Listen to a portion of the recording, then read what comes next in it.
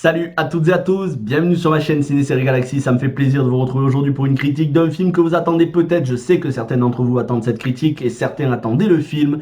Il s'agit de Wrath of Man, un homme en colère, remake british, filmé à l'américaine d'un film français, Le Convoyeur de Nicolas Beaucrief avec Albert Dupontel et Jean Dujardin. Qu'est-ce que j'ai pensé de ce film? Je vous en parle sans aucun spoilers, vraiment aucun spoilers, juste après le générique.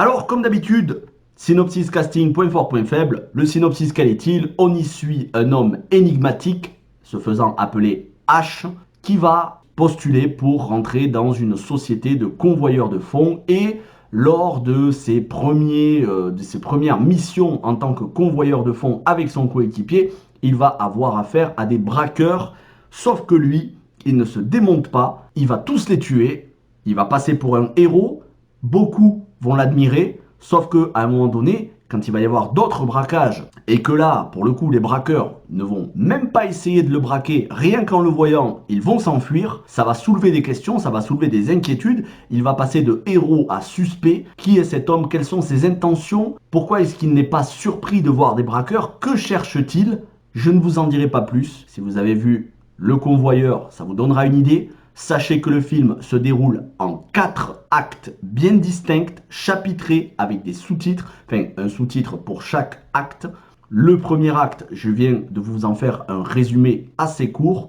Les 3 autres, je me dispenserai de vous en parler. Sachez juste qu'il nous révèle les intentions, les motivations, l'identité de Jason Statham, des méchants, et enfin, dans le dernier acte, il y a une conclusion. Voilà pour ce qui est du film. Le casting maintenant, parce que le casting c'est peut-être le gros point fort du film.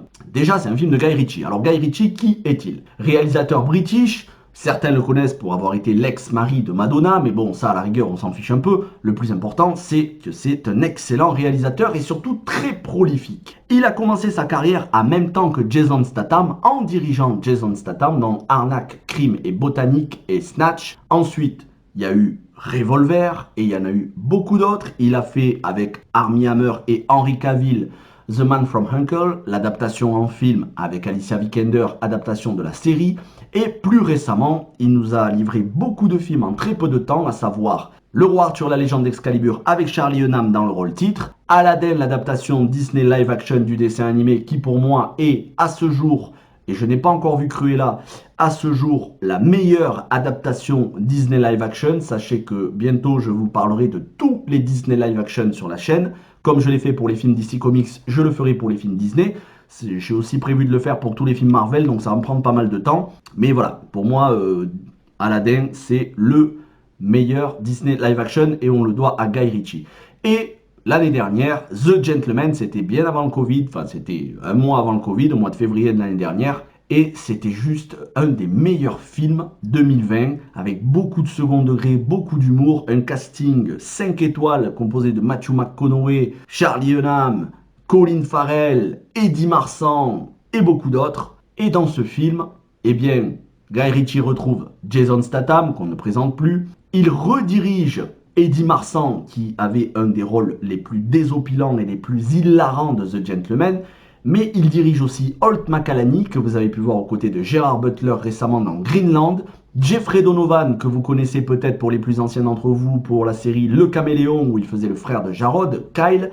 Il a aussi joué dans la série Burn Notice, si je ne me trompe pas, mais je vous ai parlé de Jeffrey Donovan il y a très peu de temps dans ma critique de A Good Criminal avec Liam Neeson sur ma chaîne. On a aussi Raúl Castillo au casting, que vous avez pu voir très récemment dans Army of the Dead, le mal aimé que j'ai beaucoup aimé, Army of the Dead. On a aussi Dobia Oparei qui jouait dans Game of Thrones ou bien encore dans le détesté que pourtant j'adore, adaptation du jeu vidéo Doom. Et pour compléter ce casting, Scott Eastwood, fils de Clint Eastwood, que vous avez vu dans Fast and Furious 8 et Overdrive, 2 films de bagnole, et malheureusement Pacific Rim Uprising. Et pour enfin conclure, Andy Garcia, que l'on ne présente plus, et surtout une des rares actrices du film, parce qu'il n'y a pas beaucoup de femmes au casting de ce film, Niamh Algar. Sachez que c'est une excellente actrice qui a joué dans la série Raised by Wolves, produite par Ridley Scott. Je ne suis pas un très grand fan de Ridley Scott ces dernières années, mais quand il fait du très bon, il faut le dire. Et cette série Raised by Wolves, dont j'ai fait la critique sur la chaîne, et dont Niamh Algar a un très important rôle aux côtés de Travis Ragnar Lodbrok Fimmel, tous les deux dans le casting de cette série. Niamh Algar, donc, pour compléter ce casting dans un rôle plutôt intéressant. Voilà pour le casting du film. Maintenant, on va passer aux points forts et aux points faibles, parce qu'il y a de très gros points forts, et malheureusement, il y a quelques points faibles, et je vais vous les dire. Mais d'abord, je vais m'attarder sur les points forts. La réalisation, classique, efficace. J'aurais pu la mettre dans les points négatifs, mais ça ne méritait pas.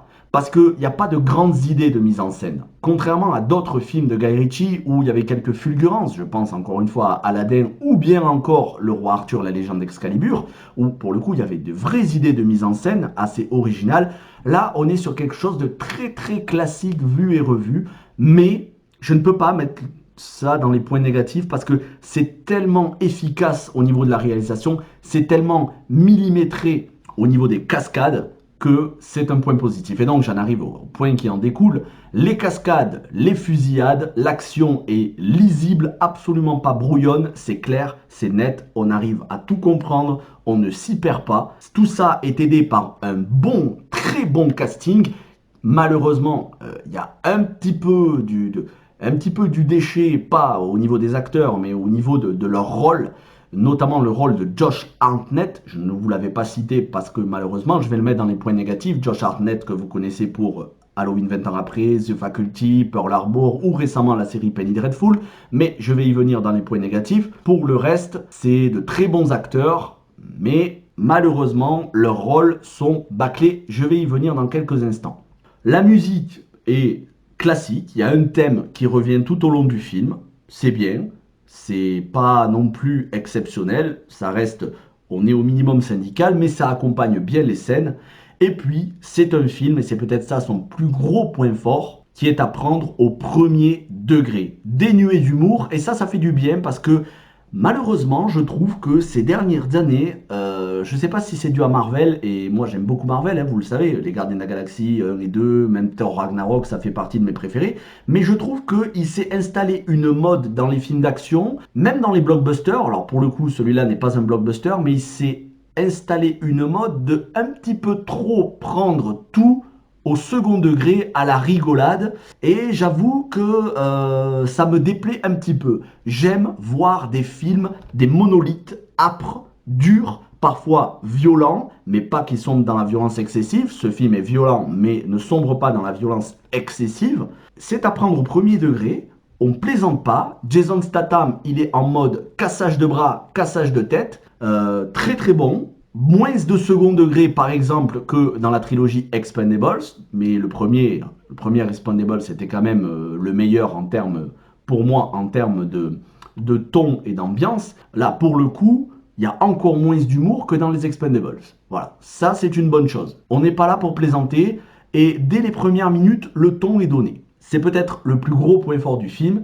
Et enfin, le fait qu'il est supérieur à son film original français, dont il est le remake, Le Convoyeur de Nicolas Boukrieff, qui était déjà un excellent polar français, mais Un homme en colère, je trouve, est encore meilleur. Comme je le disais, fait par un réalisateur british, mais d'une manière dont on dirait que c'est un film américain, à l'américaine, avec des scènes. Certaines scènes ont été tournées en Californie, d'autres ont été tournées à Londres.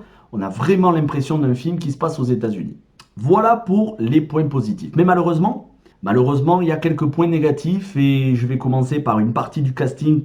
Josh Hartnett, quand on a un acteur de ce talent, un rôle aussi pauvre, aussi dénué d'intérêt, il valait peut-être mieux ne même pas le mettre au casting.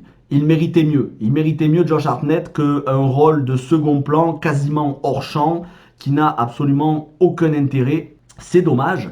Et je trouve d'ailleurs que dans la dernière partie du film, l'intrigue de chaque personnage en dehors de Jason Statham est assez vite expédiée. Voilà, le destin, entre guillemets, le sort des personnages est très vite expédié, je dirais même bâclé pour certains personnages. Je ne vous dirai pas lesquels, je reste sans aucun spoilers.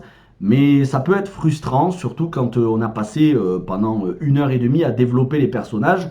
On pouvait s'attendre à un peu mieux, étant donné qu'il y a quand même du potentiel pour faire des suites à ce film. Est-ce qu'il y aura des suites? Je ne sais pas. Le film déjà cartonne aux États-Unis malgré le Covid.